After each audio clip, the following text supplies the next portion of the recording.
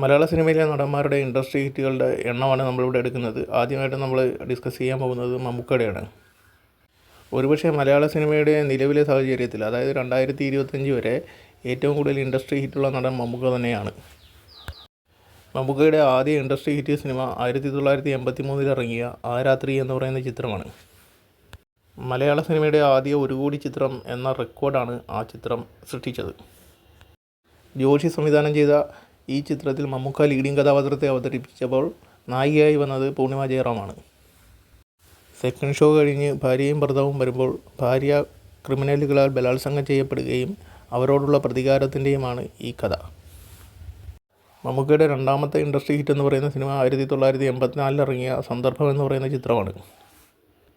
ആ രാത്രി എന്ന് പറയുന്ന ചിത്രത്തിൻ്റെ 1,10,00,000 എന്ന് പറയുന്ന കളക്ഷനാണ് ഈ സിനിമ കവർ ചെയ്തത്. 1,15,00,000 കളക്ട് ചെയ്ത ഈ സിനിമയിൽ സരിതയായിരുന്നു നായിക. നായകൻ്റെ വഴിവിട്ട ജീവിതവും കുടുംബ പ്രശ്നങ്ങളുമാണ് ഈ സിനിമയുടെ കഥാസന്ദർഭം. ബാലു മഹേന്ദ്ര സംവിധാനം ചെയ്ത യാത്ര എന്ന് പറയുന്ന ചിത്രമാണ് മമ്മൂക്കയുടെ അടുത്ത ഇൻഡസ്ട്രി ഹിറ്റ്. 1985 ഈ ചിത്രം റിലീസാകുന്നത്. 1,64,00,000 രൂപയാണ് ഈ ചിത്രത്തിൻ്റെ മൊത്തം കളക്ഷൻ. ഒരു റേഞ്ചറും അയാളുടെ പ്രണയവും ഒരു പ്രത്യേക സാഹചര്യത്തിൽ അയാൾ ജയിലിൽ പോകേണ്ടി വരുന്ന അവസരവും നായികയുടെ കാത്തിരിപ്പുമൊക്കെയാണ് ഈ സിനിമ പറയുന്ന കഥ. ജോഷി സംവിധാനം ചെയ്ത ഈ ചിത്രത്തിൽ നായികയായി അഭിനയിച്ചിരിക്കുന്നത് ശോഭനയാണ്.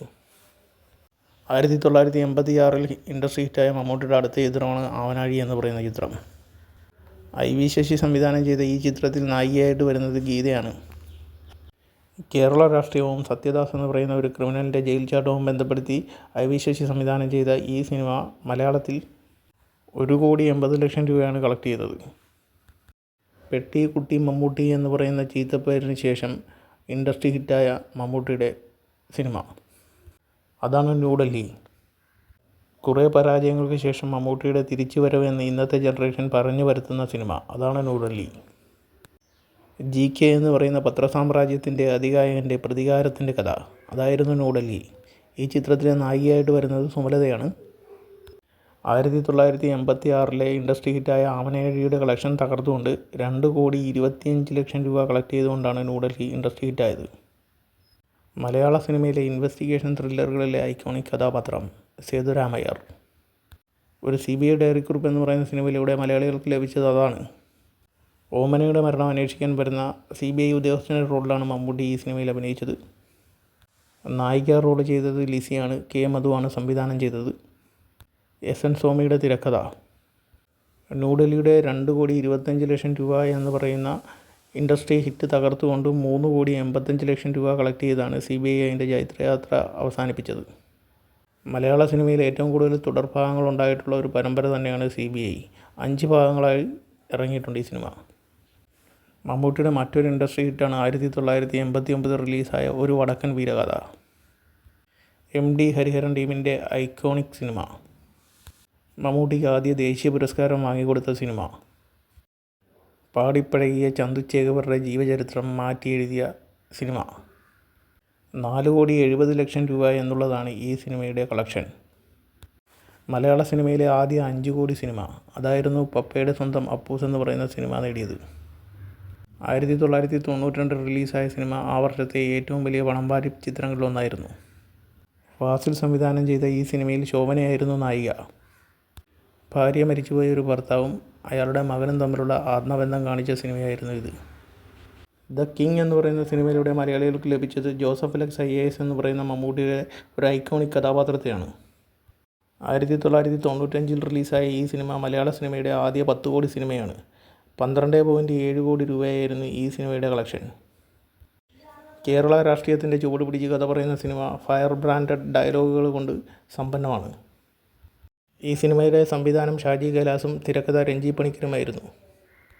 നമ്മുടെ മമ്മൂക്കയുടെ മറ്റൊരു ഇൻഡസ്ട്രി ഹിറ്റ് സിനിമയാണ് ഹിറ്റ്ലർ എന്ന് പറയുന്നത്.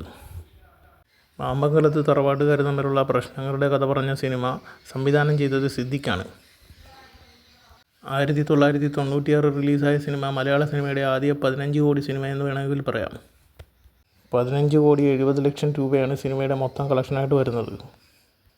ഹിറ്റ്ലർ എന്ന് പറയുന്ന സിനിമയ്ക്ക് ശേഷം നമ്മുടെ മമ്മൂക്കയ്ക്ക് ഒരു ഇൻഡസ്ട്രി ഹിറ്റ് കിട്ടുന്നത് 2005 ഇറങ്ങിയ രാജമാണിക്യം എന്ന് പറയുന്ന ചിത്രത്തിലൂടെയാണ്. ബെല്ലാരി രാജ എന്ന് പറയുന്ന ഒരു പോത്തുകച്ചവടക്കാരൻ്റെ കഥ പറഞ്ഞ സിനിമ സംവിധാനം ചെയ്തിരിക്കുന്നത് അൻവർ റഷീദാണ്. മലയാള സിനിമയിലെ ആദ്യ 25 കോടി ചിത്രം ആയിട്ട് വേണമെങ്കിൽ രാജമാണിക്യത്തെ പറയാം. ബോക്സ് ഓഫീസിൽ 26 കോടി 70 ലക്ഷം രൂപയാണ് ഈ സിനിമ കളക്ട് ചെയ്തത്. മമ്മൂക്കയുടെ മറ്റൊരു ഇൻഡസ്ട്രി ഹിറ്റ് സിനിമയാണ് 2020 എന്ന് പറയുന്നത്. ഇതൊരു മൾട്ടി സ്റ്റാർ ചിത്രമായിരുന്നു. മമ്മൂക്ക മാത്രമല്ല, ലാലേട്ടൻ, സുരേഷ് ഗോപി, അങ്ങനെ ഒരുപാട് ആർട്ടിസ്റ്റുകൾ ഉണ്ടായിരുന്നൊരു സിനിമയാണ്. മലയാള സിനിമയുടെ ആദ്യ 30 കോടി സിനിമയാണ് 2020 എന്ന് പറയുന്ന ചിത്രം. 32 കോടി രൂപയാണ് സിനിമ ആഗോള ബോക്സ് ഓഫീസിൽ നിന്ന് നേടിയിട്ടുള്ളത്. MD ഹരിഹരൻ മമ്മൂട്ടി ടീമിൻ്റെ 2009 റിലീസായ മറ്റൊരു മാസ്റ്റർ പീസാണ് കേരളവർമ്മ പഴശ്ശിരാജ എന്ന് പറയുന്ന ചിത്രം. മലയാള സിനിമയുടെ ആദ്യ 45 കോടി ചിത്രമെന്ന് വേണമെങ്കിൽ പഴശ്ശിരാജയെ പറയാം.